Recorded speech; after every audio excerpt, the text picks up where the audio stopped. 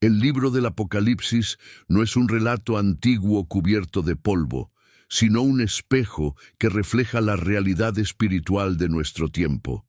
¿Alguna vez te has detenido a pensar qué significan esas visiones de Juan, esos sellos que anuncian juicio, o el clamor de las almas bajo el altar? Estas páginas no fueron escritas para sembrar miedo sin propósito, sino para revelar la verdad sobre un conflicto cósmico que ya está transformando nuestro mundo. Hoy, más que nunca, vemos señales de un plan que avanza, ideologías que corrompen, sistemas que engañan y una humanidad que camina hacia un destino marcado por decisiones eternas. Pero en medio del caos hay una promesa: el Cordero que vence al león, la luz que disipa las tinieblas y un llamado urgente a despertar.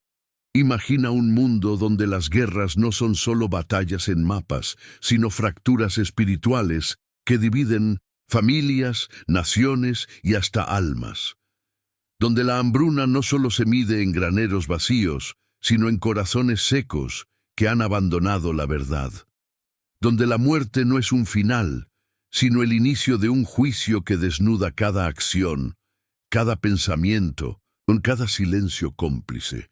Este es el mundo que el Apocalipsis describe, no como un cuento de terror, sino como un diagnóstico preciso de la condición humana. El primer sello descrito en Apocalipsis 6:2 nos presenta a un jinete en un caballo blanco, símbolo de un engaño global que se disfraza de salvación. No es Cristo, cuyo triunfo es eterno, sino un sistema que promete paz mientras siembra caos. Este jinete es el anticristo espiritual. Líderes carismáticos, ideologías seductoras y promesas vacías que hoy vemos en discursos políticos, en falsos profetas que usan la tecnología para manipular y en una cultura que celebra la autonomía humana como si fuera divina.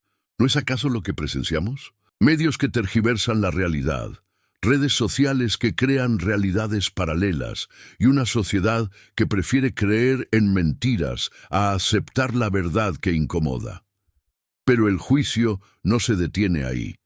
El segundo sello libera al jinete del caballo rojo, portador de guerra. Apocalipsis 6:4. No se trata de conflictos entre ejércitos, sino de una violencia que permea lo cotidiano. Odio en las calles, polarización ideológica y un espíritu de división que corrompe hasta las relaciones más íntimas. Mateo 24:6 advierte: oiréis de guerras y rumores de guerras. Hoy esos rumores son una cacofonía constante. El tercer sello, el caballo negro y su jinete con una balanza. Apocalipsis 6:5-6 revela una economía desequilibrada, donde unos pocos acumulan lujo mientras millones claman por un pedazo de pan. Pero la escasez no es solo material, es espiritual. Amós 8:11 lo dice claramente: vendrá un tiempo de hambre, no de pan, sino de oír la palabra de Dios. ¿No es esto lo que ocurre cuando las iglesias se vacían, los valores se relativizan y la verdad se subasta al mejor postor? Y entonces llega el cuarto sello, el jinete del caballo amarillo, la muerte misma. Apocalipsis 6:8. No es una muerte natural, sino el colapso de un mundo que ha elegido vivir lejos de su creador. Pandemias, desastres climáticos y colapsos sociales no son casualidades, son señales de un orden que se desintegra. ¿Hasta cuándo seguiremos culpando a la mala suerte o a la naturaleza sin reconocer que la semilla de este caos fue plantada por la rebelión humana? Pero el Apocalipsis no es solo un relato de juicio. En el quinto sello, Apocalipsis 6:9-10, vemos a las almas bajo el altar, mártires que claman: ¿hasta cuándo, Señor? Su grito no es de desesperación, sino de confianza en la justicia divina. Romanos 12:19 nos recuerda: mía es la venganza, yo pagaré. Dios no ignora el sufrimiento de los suyos. Cada lágrima será recompensada, cada injusticia enmendada. El sexto sello, Apocalipsis 6, 12, 14, es el preludio del fin. El cielo se oscurece, las estrellas caen y los poderosos de la tierra huyen, gritando, «Caed sobre nosotros y escondednos». Apocalipsis 6, 16. No temen las catástrofes, sino la presencia del Cordero. Aquí se revela la paradoja final.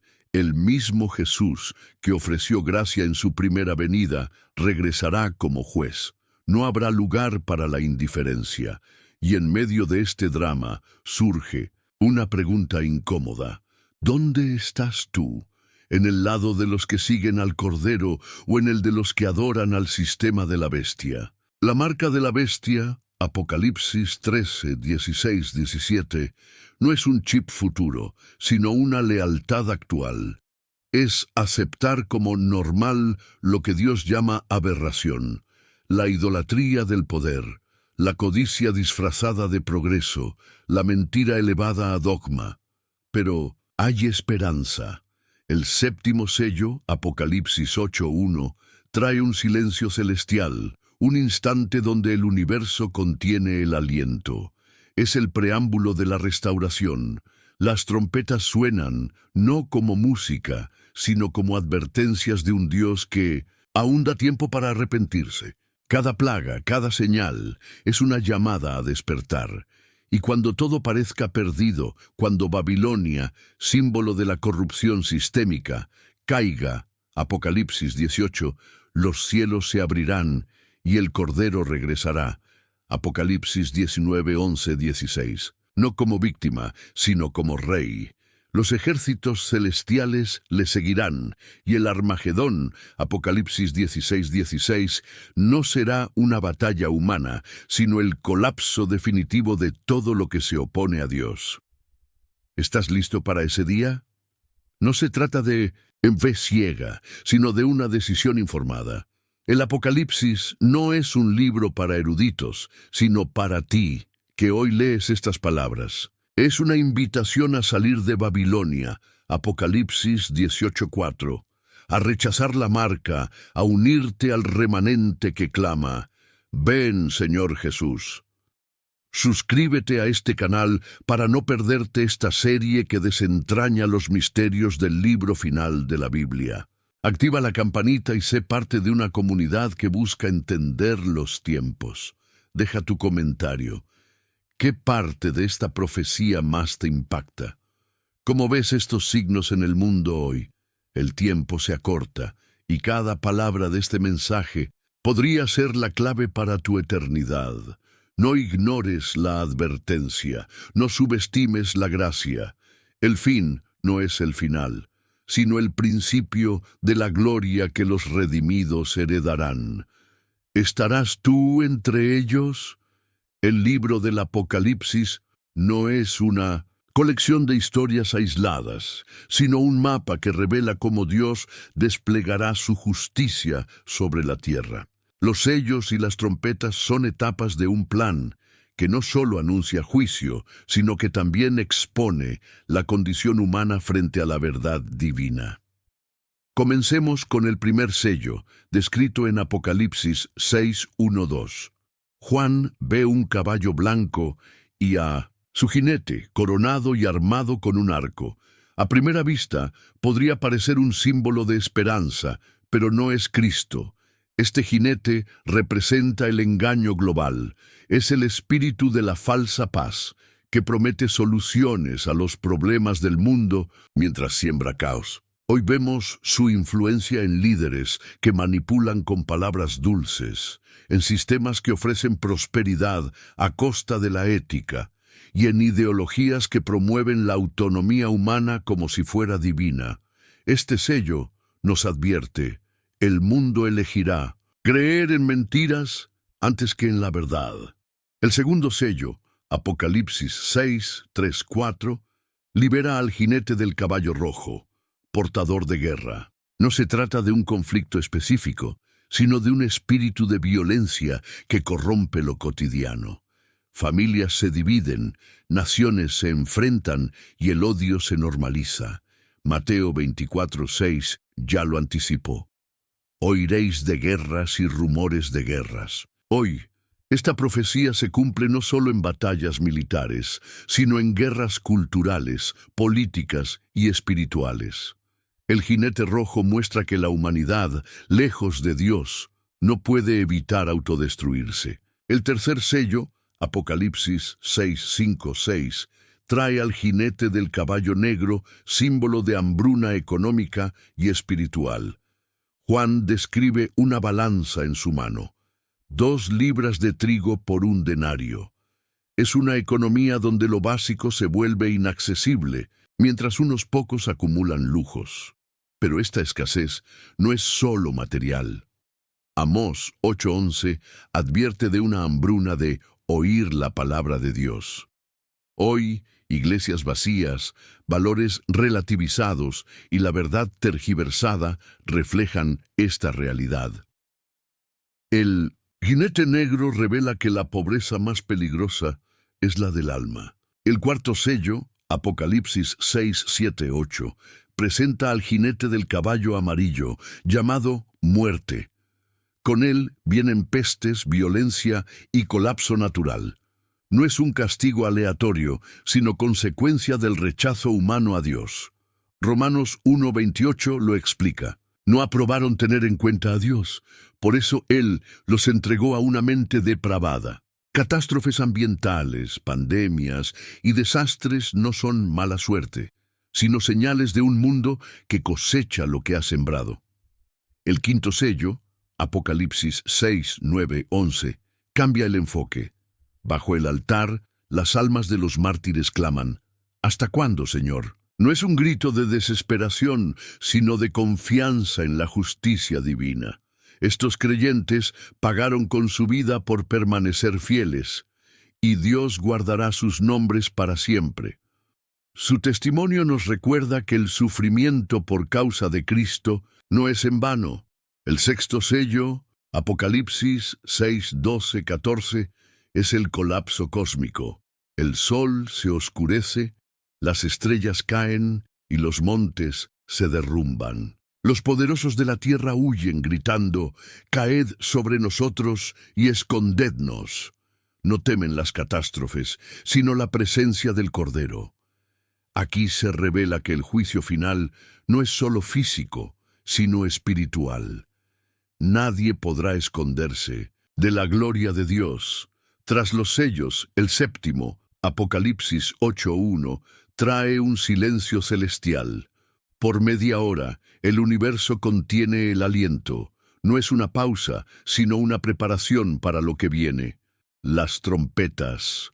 Estas no son música, sino advertencias de un Dios que actúa con justicia. La primera trompeta, Apocalipsis 8:7, lanza granizo y fuego mezclados con sangre, quemando 1/3 de la tierra. Los ecosistemas colapsan, recordando que la creación sufre las consecuencias del pecado. La segunda trompeta, Apocalipsis 8:8-9, arroja una montaña ardiente al mar, matando 1/3 de la vida marina. El comercio global se paraliza y la cadena alimenticia se rompe. La tercera trompeta, Apocalipsis 8:10-11, trae una estrella llamada Ajenjo, que envenena las aguas.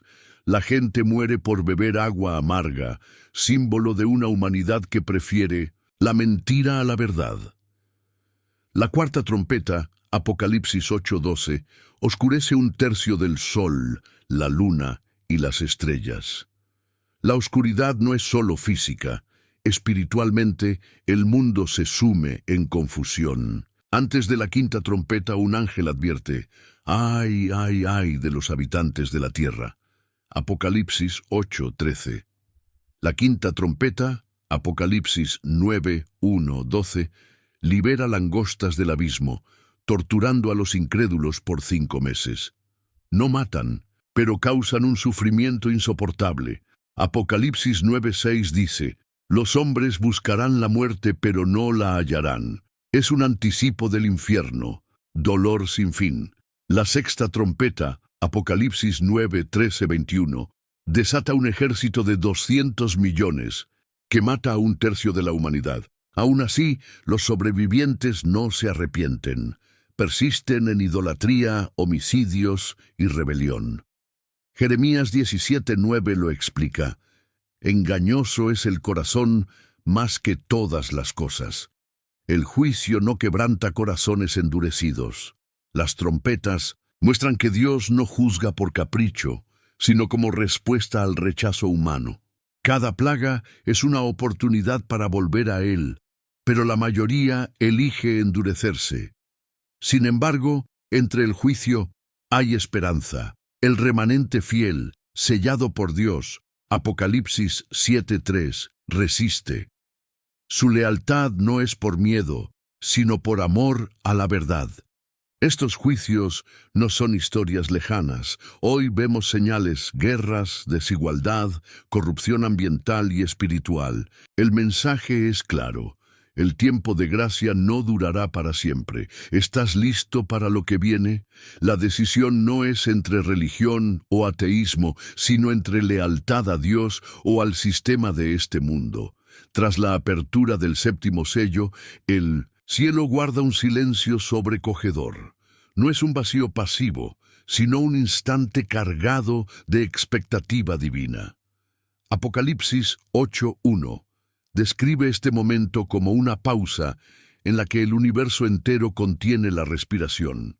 Es el preludio de un acto decisivo, las trompetas del juicio. Este silencio no es indiferencia, sino la quietud que precede a la tormenta. Dios no actúa por impulso, sino con una justicia medida, donde cada sonido de trompeta marca una fase en su plan para confrontar la rebelión humana. El primer ángel toca su trompeta, y el cielo escupe granizo y fuego mezclados con sangre. La tierra arde, bosques, cultivos y praderas se consumen en llamas. No es una catástrofe natural, sino un acto de autoridad. La creación, quebrantada por el pecado, siente el peso de la purificación. El fuego no solo destruye, expone la fragilidad de un mundo que ha priorizado la explotación sobre el cuidado. Los humanos, testigos de este desastre, se preguntan, ¿por qué permitió Dios esto? Sin reconocer que su propia codicia alimentó las llamas. El segundo toque de trompeta lanza una montaña incandescente al mar. Las aguas se tornan en sangre y la vida marina perece. Barcos naufragan, rutas comerciales colapsan y millones pierden su sustento. Esta imagen simboliza más que un desastre ecológico. Es el derrumbe de sistemas que priorizan el poder económico sobre la vida. El mar, fuente de alimento y conexión, se convierte en un recordatorio de que nada escapa al alcance del juicio divino. Los gobernantes, que antes se jactaban de controlar los océanos, ahora ven su arrogancia hundirse en las profundidades. La tercera trompeta trae una estrella llamada Ajenjo, cayendo como un meteoro sobre ríos y fuentes. El agua se vuelve amarga, y quienes la beben sufren agonía. Esta plaga no es aleatoria. El nombre Ajenjo evoca amargura, un reflejo de la condición espiritual de la humanidad. Las promesas vacías del mundo moderno, fama, riqueza, placer, se revelan como veneno. Jeremías 9:15 advierte, les daré a beber agua de ajenjo, y aquí la metáfora se materializa. La sed de lo temporal conduce a la desesperación, mientras la fuente de agua viva, Cristo, es ignorada. Con la cuarta trompeta, el sol, la luna y las estrellas se oscurecen. La luz, símbolo de esperanza y orden, se desvanece. Las ciudades quedan sumidas en caos, relojes se detienen y el tiempo pierde sentido. No es solo un fenómeno físico, es la disolución de la ilusión de control humano. En la oscuridad, las mentiras que sustentaban al mundo, progreso infinito, autonomía absoluta, se desmoronan. Los líderes, antes seguros de su ciencia y tecnología, se ven ciegos ante la verdad que ahora los confronta. Antes de proseguir, un ángel vuela por el cielo gritando: «¡Ay, ay, ay de los habitantes de la tierra!». Estos tres ayes no son meras exclamaciones, sino advertencias escalofriantes. Lo peor aún no ha llegado. La quinta trompeta suena y el pozo del abismo se abre.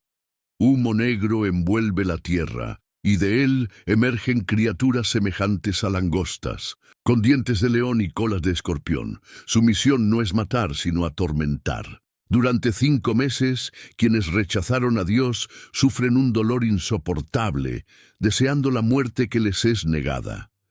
Estas langostas representan el tormento espiritual, la conciencia acusadora, la desesperanza y el vacío que corroe a quienes eligieron la mentira. La sexta trompeta libera a 4 ángeles atados junto al río Éufrates.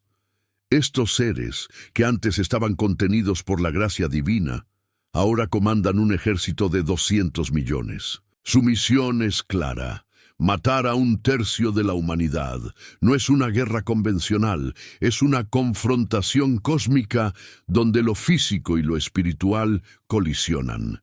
Tanques, drones y armas modernas son inútiles ante un poder que trasciende lo material. Los sobrevivientes, lejos de arrepentirse, endurecen sus corazones. Siguen adorando ídolos, practicando violencia y aferrándose a sus pecados, demostrando que ni siquiera la muerte masiva puede quebrantar su orgullo. El juicio de las trompetas no es venganza, sino exposición.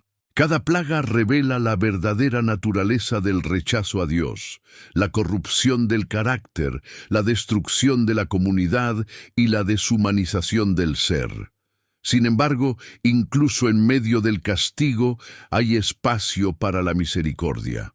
Los que claman al cielo son escuchados, y sus oraciones se almacenan en copas de oro, listas para ser respondidas. Dios no se deleita en el sufrimiento, sino en la restauración. Pero su paciencia tiene un límite, y la humanidad está alcanzando ese punto. La séptima trompeta anuncia el clímax. El reino del mundo ha venido a ser de nuestro Señor y de su Cristo. Los cielos se abren y el Cordero retorna como Rey.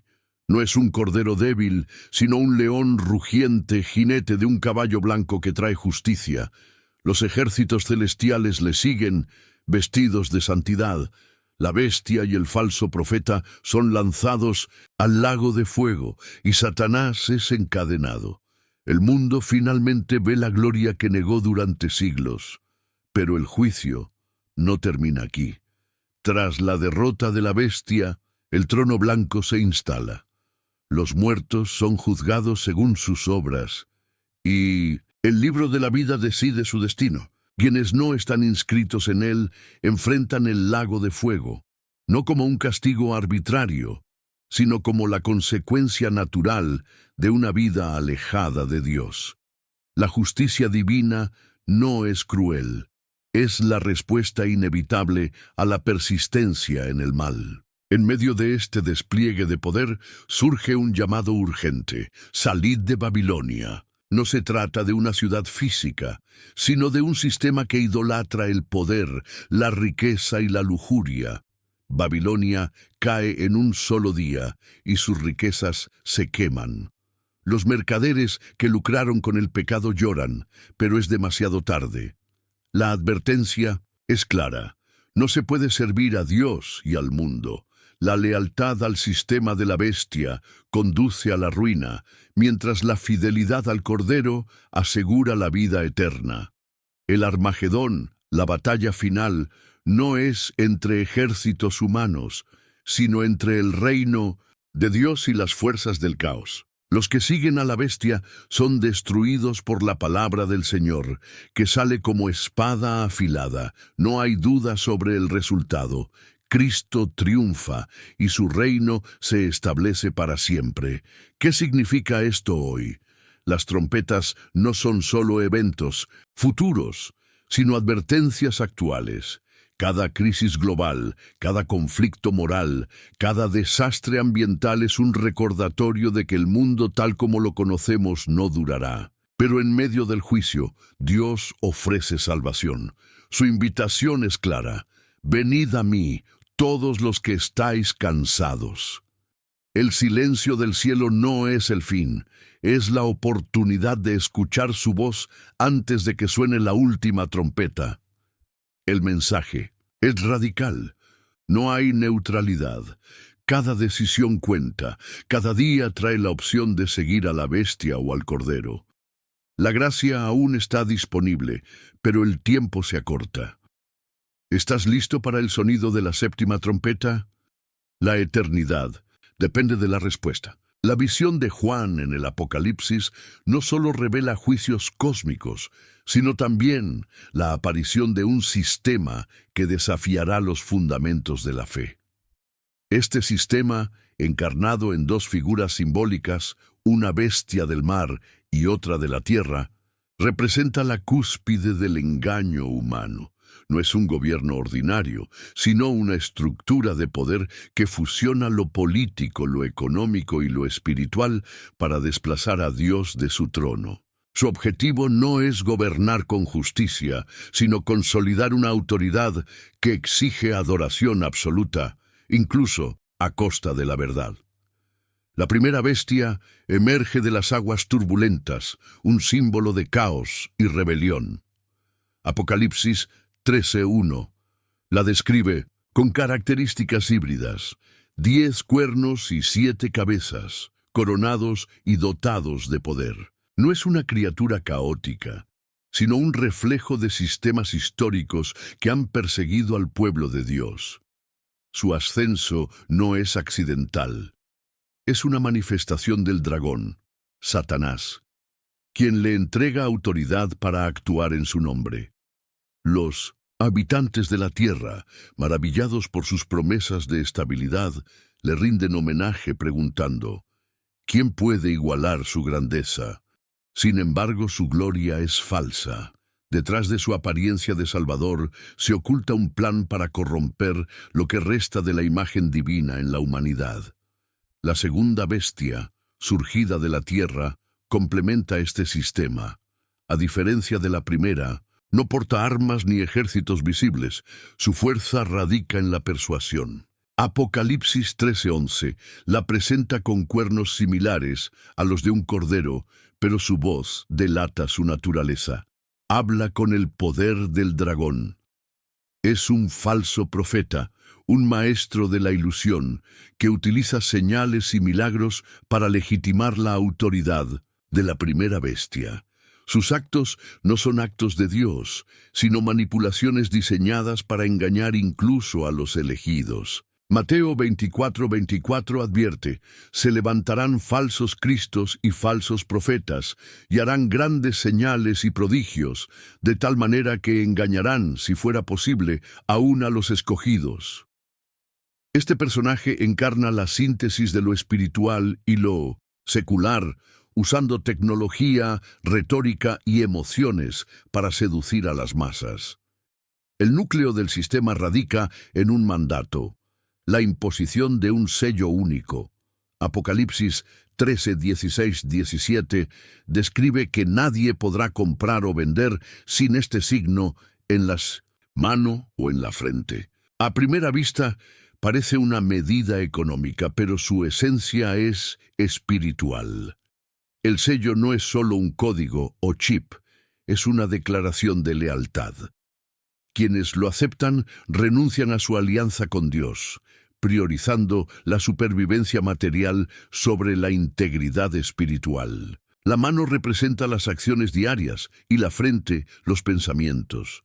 Es una entrega total, cuerpo y mente sujetos al sistema.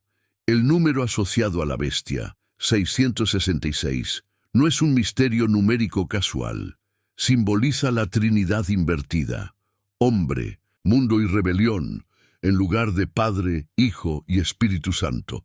Es el triunfo de lo temporal sobre lo eterno, de la carne sobre el espíritu. Este número no debe buscarse en códigos de barras o tarjetas de crédito, sino en la idolatría de lo creado por encima del Creador. Romanos 1:25 lo explica. Han cambiado la verdad de Dios por la mentira, honrando y dando culto a las criaturas antes que al Creador. El sistema de la bestia exige que el ser humano adore la creación, riqueza, poder, tecnología, como si fuera divina. La presión para aceptar el sello será abrumadora. Las redes sociales, los gobiernos y las instituciones promoverán su adopción como un acto de progreso o unidad global. Quienes se nieguen serán marginados, perseguidos o etiquetados como traidores. Apocalipsis 13:7 menciona que la bestia hizo guerra contra los santos y los venció. Sin embargo, esta victoria no es permanente. El pueblo de Dios, aunque oprimido, está protegido por una promesa superior. El que está en vosotros es más que el que está en el mundo. 1 Juan 4:4. La resistencia no depende de fuerza humana, sino de la fidelidad a la verdad. El engaño de la bestia no se limita a lo individual. Corrompe estructuras enteras, medios de comunicación que tergiversan la realidad, sistemas educativos que promueven relativismo y corporaciones que priorizan el lucro sobre la vida. Es una red de influencia que normaliza la mentira, presentando el pecado como virtud y la verdad como intolerancia. 2 Tesalonicenses 2:9-10 lo resume. El inicuo vendrá con poder, señales y prodigios mentirosos, para engañar a los que se pierden. La humanidad, seducida por la apariencia de orden, ignorará las advertencias divinas. En medio de esta oscuridad surge un llamado urgente. Salid de ella, pueblo mío. Apocalipsis 18:4. No es una invitación a abandonar ciudades o naciones, sino a rechazar la mentalidad que exalta al hombre sobre Dios. El sistema de la bestia no tolera la neutralidad. Cada persona debe decidir adorar al Creador o inclinarse ante la creación. La elección no es entre religión y ateísmo, sino entre vida y muerte. Deuteronomio 30:19 clama: escoge la vida para que vivas. La marca de la bestia no es un castigo, sino una consecuencia. Quienes la aceptan demuestran su rechazo a la gracia divina. Apocalipsis 22:11 advierte: el injusto obre como quiera, y el inmundo siga en su inmundicia. No hay término medio. La eternidad se define en esta decisión: alinearse con el sistema que promete seguridad temporal o con el reino que ofrece salvación eterna. El fin del sistema bestial es abrupto. Apocalipsis 19:20 describe que la bestia y el falso profeta son lanzados al lago de fuego. No hay juicio prolongado. Su destino está sellado. Los que los siguieron, engañados por sus promesas, enfrentan el mismo veredicto. Sin embargo, el texto no se centra en la condenación, sino en la soberanía de Dios.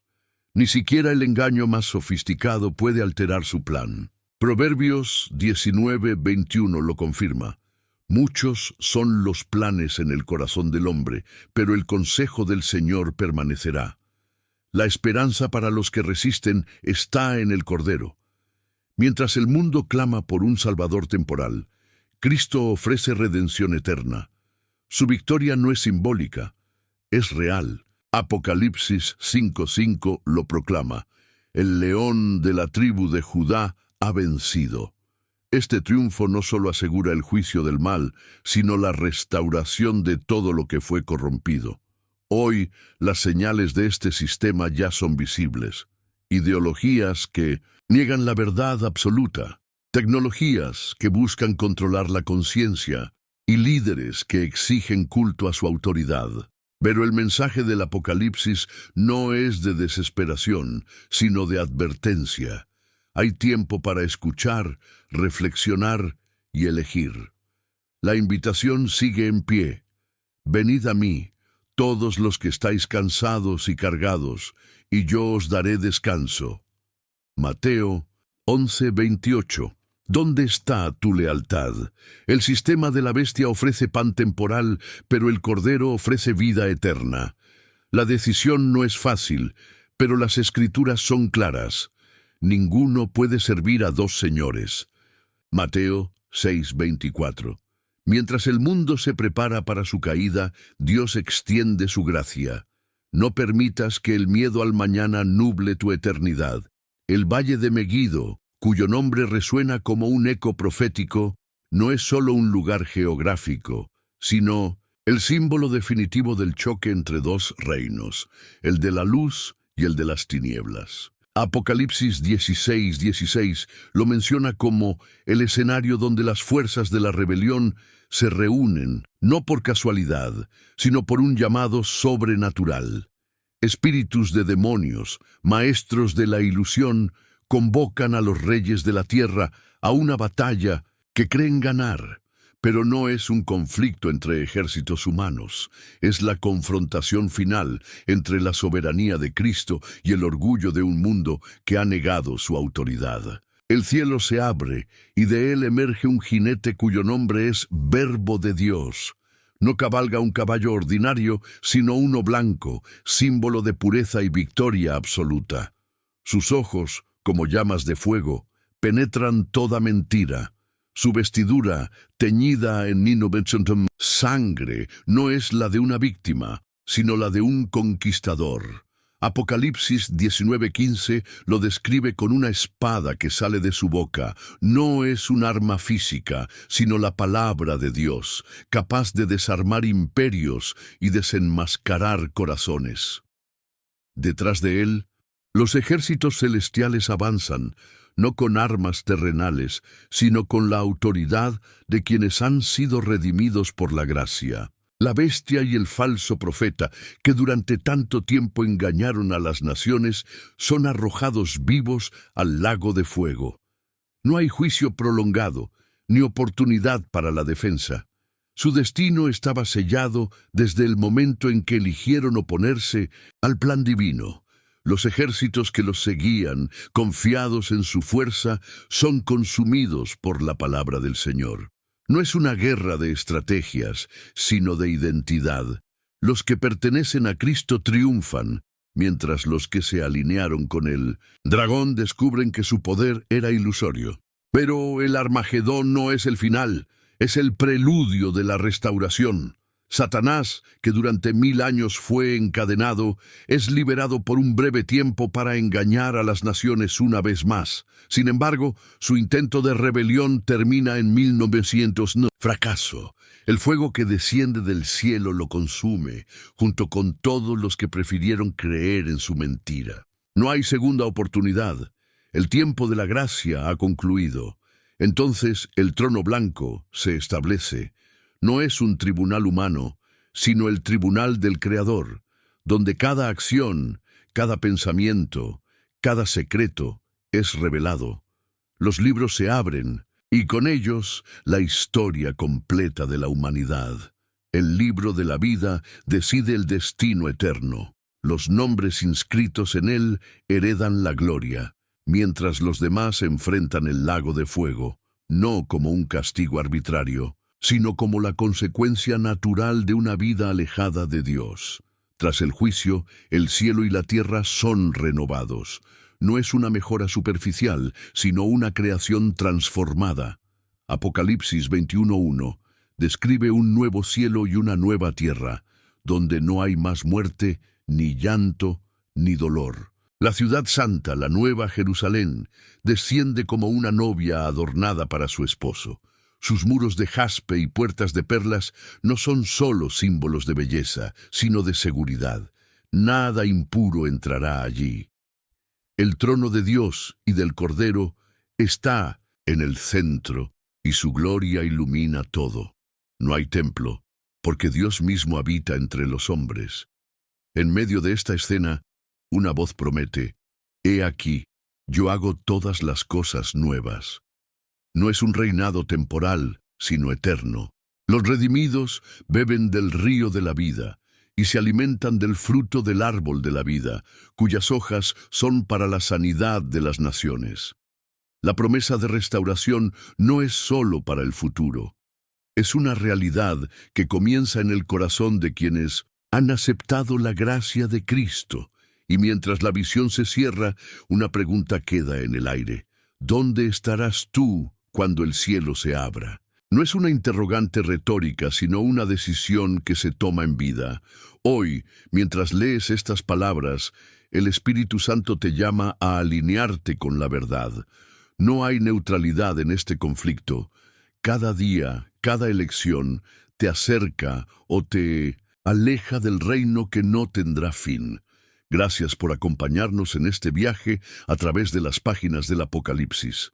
Si este mensaje te ha impactado, suscríbete al canal para profundizar en las Escrituras y descubrir cómo aplicarlas a tu vida diaria. Comparte este contenido con aquellos que necesitan escuchar la verdad y deja tu comentario. ¿Qué parte de esta profecía te motivó a reflexionar sobre tu relación con Dios? Recuerda, el tiempo no está de nuestro lado, pero la gracia aún alcanza a quien la busca. Activa la campanita de notificaciones para no perderte la próxima entrega.